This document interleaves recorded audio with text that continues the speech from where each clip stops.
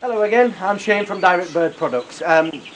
Today's episode is from Kevin Horgan, part of the Kevin and Peter partnership. Peter's Kev's dad. So a shout out to his Kev's daughter as well. She's a regular watcher, so thanks for watching. And you keep saying I scare your other kids. But this is one that Kevin did for me on Java Sparrows, and it is really interesting. So don't just skip through it just because it's not on the type of birds that we breed, the natives, British, canaries and so on. I think every bird keeper can take something out of every different type of species that others are breeding. And it is something, when I've been looking through it, it's really interesting. Some information on there, especially about Javas, that I didn't know. So thanks for watching. This is Kev Horgan's video on Java Sparrows. Hi folks, my name is Kevin Horgan. I am part of the partnership of P&K Horgan. My father's name is Peter, I'm Kevin, so therefore P&K, and we are Horgans. As a partnership, I always have shown, we call them natives, we call them British, mules and hybrids, and my father has shown Java Sparrows. I suppose doing this video is a favour to my good friend Shane. What he's doing in his YouTube videos is outstanding, and fair play to him. He's a nice lad, and Direct Bird Supplies are a fantastic crowd to deal with. They even send us over stuff. So Shane, well done. I wish you the best. Now, I'm doing this video on Java Sparrows. As I said, my father is the main reason we're in Java Sparrows. We have had Java Sparrows, Norwich, New Colours, Reds, Irish Fancy, Small Australian Finches, Bengalese, Zebra Finches. We've had a lot, to be quite honest, and we have shown them, to be fair, and we have been very successful with everything we have shown. You know, we have been lucky that way. Now, the reason I'm doing this is because I really think Java Sparrows are one of the most underrated foreign birds of all. Now, they aren't as spectacular coloured as the golden finches or any other colourful birds. You get them in fantastic mutations. You can get them in fawns, Isabels, Gates, or Silvers, whichever you like to call them, pied. But compared to like the goalies, they still lack that bit of colour. But the one thing that Java Sparrows will always bring is their feather quality. Javas, as I said, I think they're underrated as a bird. Their song is spectacular. Their feather quality is, I honestly don't think there's any other bird around that can match them for feather quality. And when you have a good one, then it is very, very hard to look past them. Looking back over the years that we've had Java Sparrows, I suppose our best achievement was we showed a current year pair of Java Sparrows in the Cork Cage Bird Society show. They ended up getting best foreign show. Following year we showed them again as overyears, and they got best foreign show again in the entire show, which was a great achievement, you know. Something that won it the year before as babies came back and won it as overyears. So that would be one of our highlights as foreign. You know, we class it as foreign, and whether it's foreign or native or that, to do that 2 years in a row with the same birds is an achievement. Okay folks, so I'm just going to let you know about the Javas. Okay, Javas are originally from Bali, or Java Sparrows, Rice Sparrows, whichever you like to call them. part that catches people out when they first take up Java Sparrows is they're not the same as canaries or British or natives, whatever you like to call them. Javas will breed in a nest box. They will love, they're basically a grass finch, so like coconut fibre, hay, straw, anything like that, they will build with it. What I will advise anyone who has Javas, or starting to get into Javas I should say, is that Javas aren't like most birds. Javas will lay their eggs as normal, like every other bird, but a Java will take 21 days to incubate, whereas most birds are 12 to 14, that kind of way. So once the Javas are finished incubating, which is 21, it could be go to 25 days, when the young birds hatch out, young birds should not be removed from the parents for a minimum of 30 days.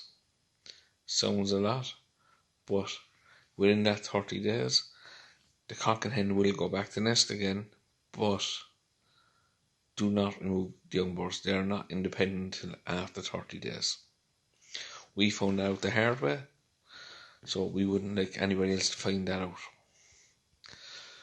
Now, most people think because Javas are from Bali or classes are foreign bird, you need to have heat and light in your shed.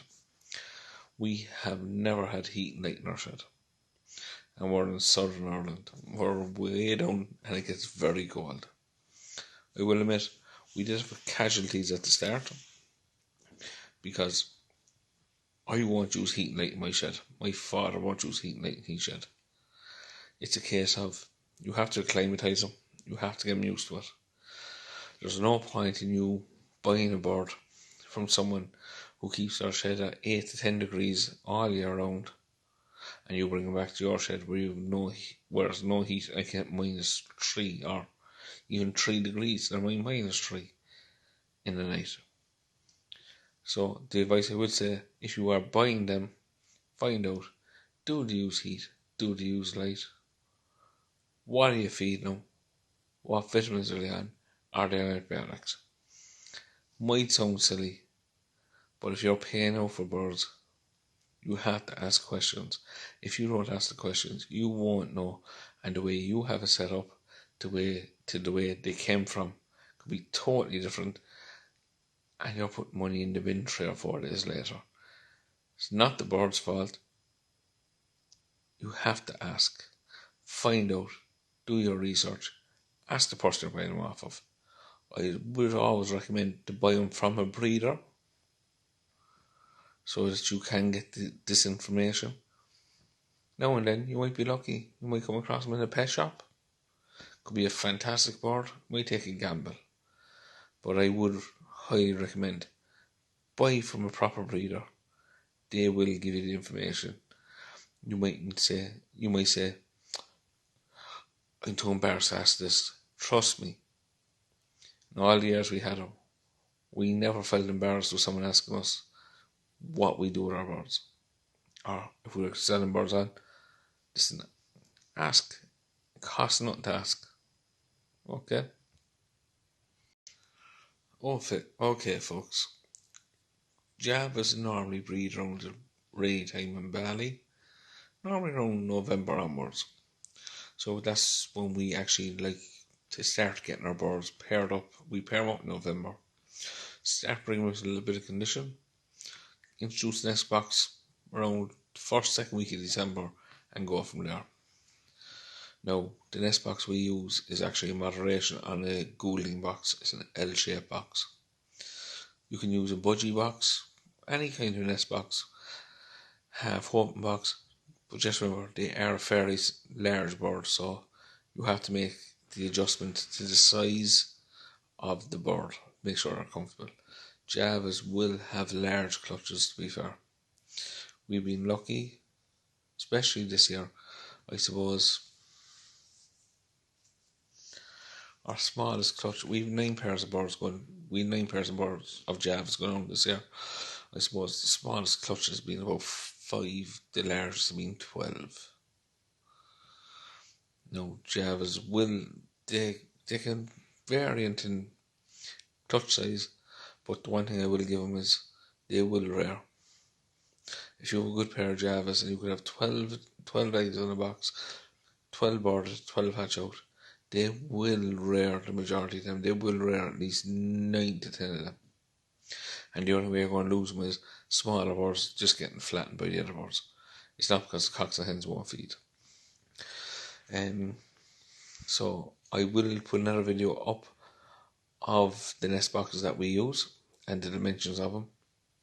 Some might say they're too small, some might say they're too big. But as I said, this is what works for us. Never had a problem with them. So that's what we go with. Now,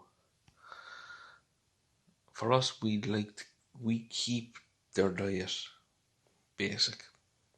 We supply them with grit all year round. Just an oval dish, grit, top it up every week, or take that one out. Obviously, you don't want bacteria to build up around the grip pot or what have you. Take that out. We always have, so like we're putting 9 pairs down, we'd have 18 grip pots. Take one lot out, soak it in Milton, what have you. Make sure they're clean. Give them the ones that are on reserve. Same with bottle drinkers. We do the same. Like if we put 9 pairs down, we'd have 27 bottle drinkers. We change the bottle drinks at least twice a week. Fresh water for a bird is more important than anything. If you can, you can go away and buy all the vitamins, the minerals, this, that, everything you want. Birds are quite simple actually when you think about it. They need seed, they need water. Keep it basic. Once you can give them fresh water every day and seed, they're going to be happy. Anything other than that's a bonus for them. So make sure you give them the basics. Fresh water and seed. Keep the cages clean. I don't mean it doesn't have to be like a surgery. They don't have to be bleached every day. They don't have to be nothing. Clean purchase is the main thing. Clean the floor. Simple. If you have clean feeders, clean drinkers, clean purchase, clean floor, you will have happy birds and they'll breed. There's no problem with that. Okay, just to give you an idea of the setup that we have for the Java Sparrows. At the moment we've had a small setup all along. As I say, my father breeds the Javas and he's Bertram. I keep the Canaries, British Mules, hybrids of mine. The most pairs we put down a year will be between 7 and 9, to be honest, and that's just because that's capacity in the shed. Some people like to breed Javas in fly cages and aviaries and this and that, but we find that it's actually quite easy just to breed them in a standard double breeding cage. And to be honest, that's what we use. We don't try to do anything fancy with them. As I say, we use the double breeding cage with the double doors, just so we can hang the nest box up on the, just say for us, top right of the cage. And that's it. We never really have a problem with the cockbirds being aggressive. Sometimes they can be, but I suppose you could say we are lucky, that kind of a way. But hopefully that helps. Some people give them live food. We've tried giving them live food, like mini mealworm and this and that, but I don't know whether it's just the birds we have, or they just weren't used to them. They never really got them that much. I don't know, to be honest. But they never really took to them. I suppose greens are hit and miss for them, to be honest. Well, we find a hit and miss for them. You put broccoli in, they mightn't touch it. You put baby spinach in, they'll eat it. Like, it's hit and miss. It's like, I can't say what's working for us will work for you. The one thing I will say is, the one thing they love all year round, it could be -6 out in your shed. You put a bat in, and whether they're 20 days old, 30 days old, or 3 years old, they'll be fighting to get into that bat. Javas love washing themselves. I think maybe that's why their feather is so pristine and so silk, but they love it. And even if you're not giving bats to them, fresh bottle drinker, be gone in 30 seconds. They'll use the entire bottle drinker to wash themselves. Just be aware of that. Okay, feeding wise. To be honest, we keep our feeding quite simple. We don't give them no, say like calcium in the water and this and that. We just give them grit all year round, budgie. First lag of budgie is what we use. We give them that. A little bit of petit pois. That's it. Around the winter time, if it gets a bit cold, as I said, we don't use heat in the shed, so a bit of heavy gold in the water. But other than that, we keep it simple. When they're young birds, we use either CD or king egg food. Basically, is what my father would uses for them. I'm kind of gone more to the witter molding, the pre-moist. I find that fantastic egg food. I use it for all the natives, the canaries, they all love it. I have the Javas down here in my place at the moment, because my father moved house before Christmas time, and silly him, he went to a house that had no shed. So I have the Javas down here at the moment, and they're starting to take the Wittermoreland as well. As I say, they're not. Javas will rear young birds on seed and water. It's in their nature. Anything else is a bonus. Don't be going out and buying all this expensive rearing food and this and that and this and that. They'll quite gladly rear on the seeds they have and water. That's what they're happy with. That's what they know. So the only advice I can give is, whatever you want your Javas to feed the young birds, give it to them early in the year. Start them around July with it. Not big large quantities, maybe a finger feeder to a pair of birds, just to get them used to it. And they'll thrive on it. Okay folks, sexing Javas. Sexing Javas is it's a toss of a coin, to be honest with you. Best thing is, like anything else, if you hear us sing, it's a cock. If you don't, it's a hen. That is the easiest way. Doesn't work out that way. Other ways you can do it is by their beak. Notice, I guarantee you, if you go online and check sexing Javas, there's going to be at least 15 different ways for you to do it. Okay? Now, sexing normal Javas, for me and my dad, Peter, we normally go off the beak. Okay? Cock will have a short, thick beak. It'll be close to the head, wide across, and it's rich, rich red. A hen's beak is usually narrower, longer, and paler. Other way people will say is if you catch the bird in your hand and you hold them like that by the side of their head with their beak pointing towards you, so you're looking over the back of their head. Look down over the slope of their head. From the brow of their head coming down.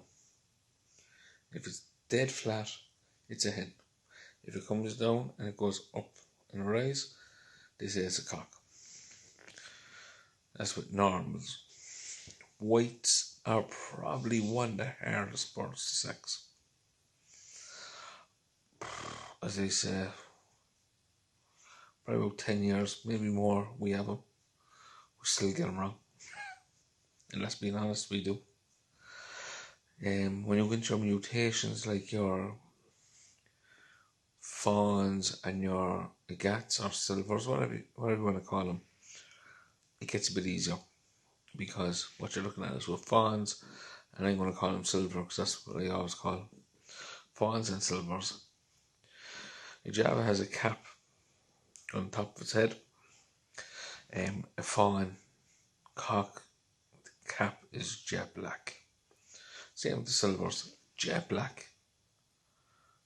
Hens more faded, more motley. It's easier that way.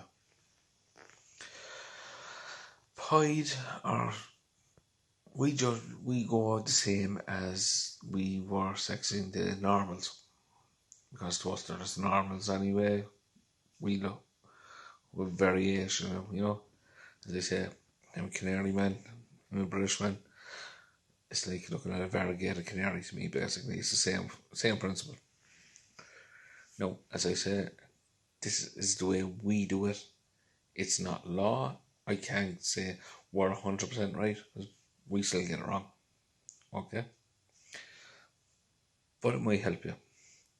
You'll also see videos or pictures on Facebook Google and everything with the picture of the eye line up with the beak. If it's above the centre of the beak, it's a cock. If it's below, look, to be honest with you, the only way you're going to know is if it lays an egg, it's a hen.